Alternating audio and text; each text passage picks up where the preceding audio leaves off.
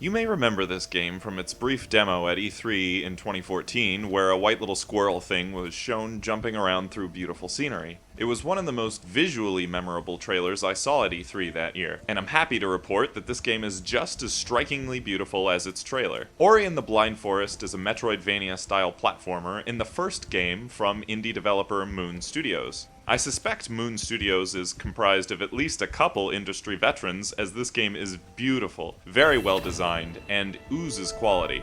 Before being published by Microsoft, Ori and the Blind Forest was developed in the Unity engine over the course of 4 years. Moon Studios cited the Rayman and Metroid franchises as influence for these games, and that's immediately obvious, both in the high-quality artwork and gameplay. I'm personally a big fan of the Metroidvania-style gameplay, and if you've never played a Metroidvania game before, these games are usually set in a large, non-linear game world with an emphasis on exploration and finding secrets. They often feature some sort of blend of platforming and combat, and often have light RPG elements where you can progress and improve your player character. Ori chooses to go somewhat light on the combat aspect. Most enemies can be defeated by simply mashing the attack button, but instead focuses most of the difficulty in the game around platforming. I didn't find the combat in this game engaging or challenging at all, but there were a few segments that demanded perfect execution of precision platforming in a limited amount of time, and messing up required repeating the entire platforming segment. It never felt too frustrating, but it was close. Aside from the game's striking visuals, the first unique thing I noticed about this game is that Ori will let you save nearly anywhere and at any time you like, provided there are no enemies nearby and that you also have enough spirit energy, which this game uses as a currency for saving. Since the player can save anywhere and at any time they wish, Ori is free to ramp up the difficulty of the platforming to a pretty high level, and also introduce some enemies and hazards that can kill you in one hit. But it never feels too unfair because you only lose as much progress since you last saved. I found I had enough spirit energy to comfortably save about every 30 seconds. It's kind of the Super Meat Boy effect. This game is quite difficult and you'll die quite often, but it never becomes too frustrating or feels too unfair because you only lose about 5 or 10 seconds of progress, and then the game immediately brings you right back to try again. If you like Metroid or Castlevania styled games, you might want to give Ori a try. Or if you dig games that are really artsy and visually striking, Ori also applies. I really enjoyed my time with Ori and the Blind Forest, and I'm looking forward to see what's next from Moon Studios.